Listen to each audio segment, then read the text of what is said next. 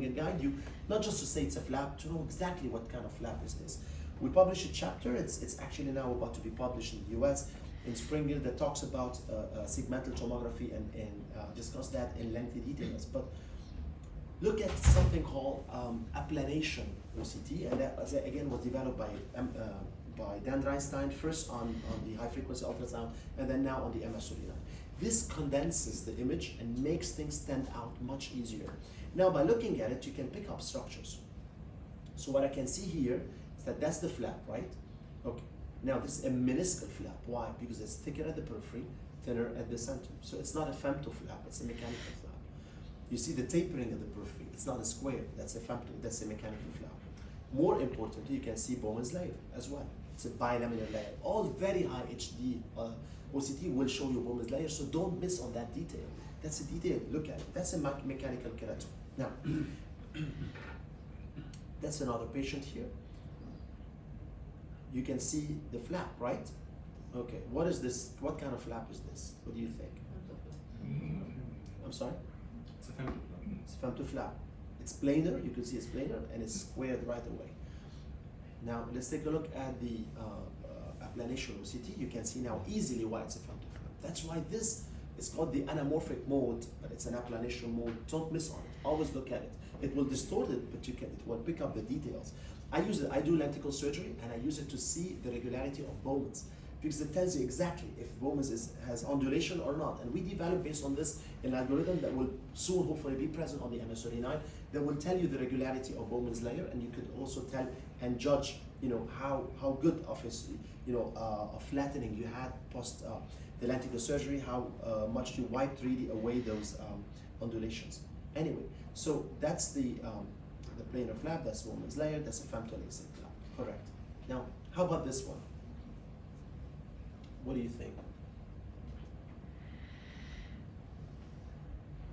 Do you see any flap? Doesn't look like there's a flap. Any other detail? Interesting detail? Exactly. There's no Bowman's layer. There's one layer. Bowman's layer is bilaminar. So when you see one interface only, let's say basement membrane. So Bowman's layer has been ablated here. So this patient has had a PRK or a PTK. Now it's interesting because also you can know if it's a myopic PRK or a hyperopic PRK. Anybody wants to volunteer? Who says myopic PRK? Who says hyperopic PRK? Myopic, why? Because they're feeling in the center. Excellent. That's great. So you see, there are so many details we can pick up on this. So this is Bowman's layer again, and because of the difference, that's a myopic PRK. Now, again, take a look here. You have a Bowman's layer, right? Okay. What else can you notice? Any flap? I'm sorry? Yeah, looks so. It looks so. Looks so, yes. Do you see a flap? Yeah. Is there a flap? No. No? But there's something extra here. Okay, now you picked up on Bowman's layer, that's great. But one thing interesting is Bowman's layer is just very short and it disappears. What happens here? It fuses, right? It's only in the center and it fuses right away. Maybe 2-3 millimeter out, that's it, it's gone. What is this? Hyperopic PRK. Because as you know, hyperopic PRK almost never touches the 2 to 3 millimeter center. So Bowman's layer is present in the center, but not present outside that. Now, mind you, if you understand OCT technology, OCT is a point source. So when it hits down at the periphery, it suffers just like laser from reflection, okay, and poor signaling because it's gonna come back. So reflection, scatter, and poor signaling. So Bowman's layer, when we say the resolution of OCT is 3 diopter, 3 microns of MS-39, its transfers is exactly in the center. The more you go away from the center, you're gonna lose some of that resolution. And that's why, by default, Bowman's layer is gonna slowly disappear when you go to the periphery, but not in the center. So you have to go at least to 5 to 6 millimeters. So when you see at 3 millimeters that the bone is not here, this is basically hyperopic PRK. So that's hyperopic PRK. Now, how about this one? This anamorphic, so I'm making it easy just looking at anamorphic. What do you see? What stands out first? There is a flap. There is a flap. What type of flap? Microkeratome flap. Microkeratome flap because It's minuscule, it goes in, it's tapered, and then it stills out in the center. Then, so microkeratome flap. What other There is thing? no bone, Well, true and false. centrally few bone, Yes, but there's a central bowman, not very apparent, that's one, but it directly looses. So, interesting, there is a flap, there is a central bowman, not peripheral bowman. Retreatment. So, exactly. So, this patient had LASIK before, then had it retreatment. You know, it's interesting because so many times patients come to me and tell me, yeah, I've had LASIK, I discovered that patient had PRK. I had PRK, I did costing, I discovered there is a flap. Did you have LASIK before and you developed ectasia? Maybe, I'm not sure. Everything is there. So that's what I'm saying. If you're doing a topography, we were happy before with Placido. Then we were happy with having the pentacam, right? It was at the time a paradigm shift. But we should not keep being happy having a shine fluid only because there are so many things that the cornea can tell us, right? I mean, history is good, but you have a history right in front of you. You could make use of it. And interesting, in this patient that I treated, so as you see, these are the flaps, this is the tapering of Bowman's layer, and that's a custom PRK over mechanical. This patient had PRK before. She had actually, probably because of angle kappa, so her surgeon did not treat exactly in the center.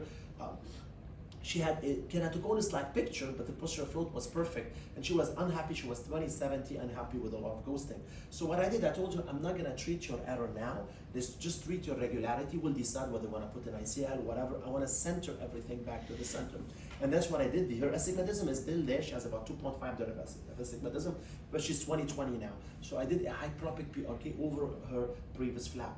She did like that flap more than 15 years ago with all the risk of epithelial ingrowth and everything. So I performed a transepithelial PRK over her previous flap. And as you can see, it's symmetrical. But if she came to me already, she wasn't sure what she had, I have an idea already what this patient had. Now, that's a post-PRK subepithelial haze, as you can see.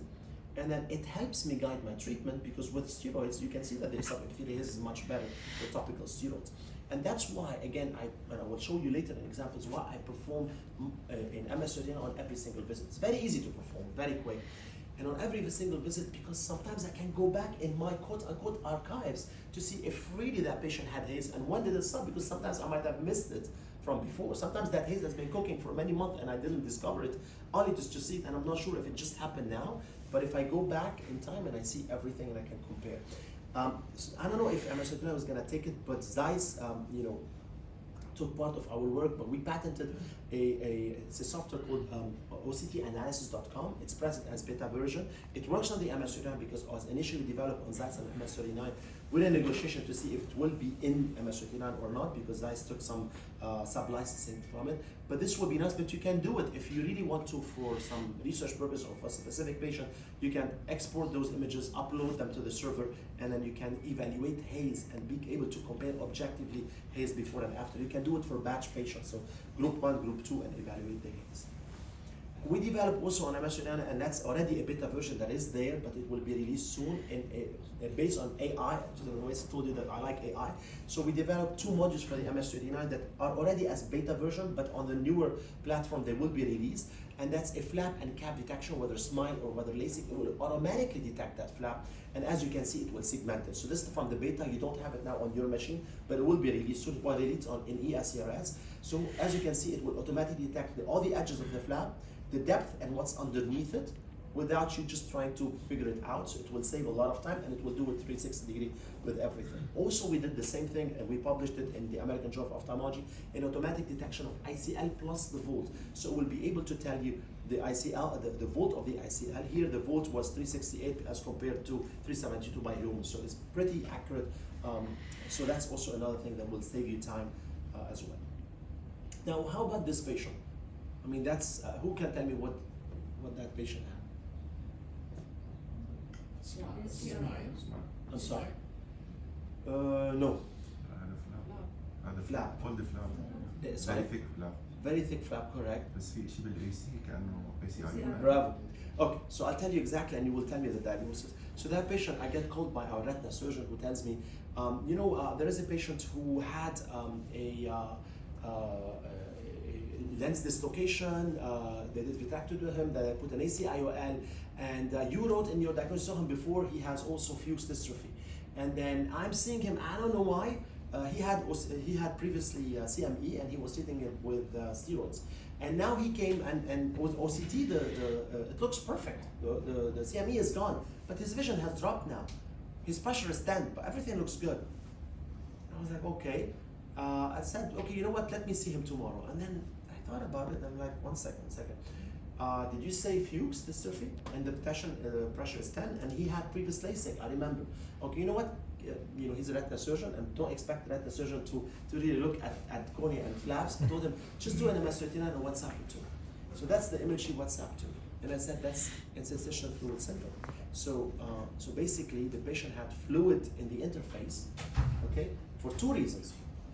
One, the patient has Fuchs dystrophy, and he had an ACIOL which decompensated his cornea more, as you can see. So what happened, he was treating the CME with steroids, but what happened is that increased the pressure, and because again, the easiest way for the epithelial pump is actually to push it to the interface, not to the AC.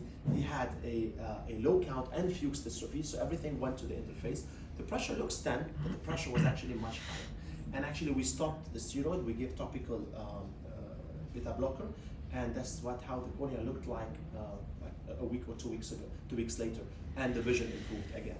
So again, even I keep joking, even for the retina specialist, they can sometimes just do an MS-39 and understand better than looking at a slit lamp. But again, that's a way, because on the slit lamp, it's not always easy to know. You need really a lot of expertise, but not much of expertise here. I mean, mind you, here I did not give you the scenario, but when you know the scenario, you understand that this is fluid, because the black is just fluid. There's no reflectivity here. And how come the flap can be separated that much? That's fluid. Okay? So that's, I'm going to talk about an interesting case again. I like to present that case. We've written it up, I didn't have yet time to publish, but that's interesting. I'll tell you why. So this is a patient who, actually a Syrian patient who did a LASIK, came to Lebanon quickly. No, we don't know much of her history, but she had a rubber band injury. So a rubber band hit her cornea, dislodged her flap. I went in, I was called in the ER, I just repositioned the flap, told the patient to come the next day, did very well. The patient was about 20, 25, and then she left. And then comes back to me. I told the patient to come 1 week later. She came day 11, okay, with this picture. I was expecting epithelial ingrowth after flap relift or trauma, especially trauma, and especially that she had a LASIK, but not as fast. And in the middle of vision by day 11, I've never seen that. This is the image on the slit lamp, okay? What would you do? Just relift and clean up, right? And this was just my knee-jerk reflex right away. Right before, I was just, okay, remember I do MS-39 on every single patient. Let me take a look on the MS-39, which was already done, because my assistant don't ask me, they just do the MS-39. So that's the MS-39, I'm gonna show you the anamorphic. So if you look exactly, you see that you have some kind of haze, which are commensurate with the epithelial ingrowth. But interestingly, the haze here was above the flap. You see the flap? That's the hyporeflective, above it. Here, they were at the edge of it, but here they were above it, not below it. So take a look here again. This is the edge of the flap. Okay, I'm gonna show you here. You see, that's the flap. The epithelial ingrowth is actually in the flap. If you go back to the periphery, now it's just again in the flap, but just like right there, right on top of it. Which means that had I relifted the flap, I wouldn't have seen anything. I would actually encourage more epithelial ingrowth, relifting again another flap day 11, and there's nothing yet. And the patient probably would have lost faith in me because I relifted the flap and there's nothing. Interestingly, what has happened here, and that's I think what's interesting, is that because of the rubber band trauma, there was nicks into the stroma, and the epithelium went from the periphery and went through a highest resistant pathway. Never seen that, but I had actually another patient with something similar, that sometimes the epithelial ingrowth can go through the stroma. Case in point, there are 3 publications, including 2 cases of mine after a pediatric surgery where they go ahead, they put the limbal suture, and then you see epithelial ingrowth going like an oil droplet into the stroma, slowly dissecting its way. So the myth that epithelial ingrowth is only in the interface is wrong. It is most often in the interface, but it can sometimes find its way in the stroma. Interesting, but I've never seen it in day 11 that much. But that was the case. So what I did instead of doing a flap relift, I just did a PTK. I would never do a flap amputation for that. I did a perfectly nice PTK with a Schwind Amaris and a mitomycin C. Why did I use a mitomycin C? Not just because I did the PTK, because as you see in the periphery behind, Over there, I mean, at the periphery, it's super deep, and I'm not gonna go all the way deep. I'm not gonna go all the way. So I went in first to take away those angle that was, I think, about 80 micron depth. But putting mitomycin C here after 80 micron of PTK ablation will pretty much kill those epithelial cells, and that's what happened actually.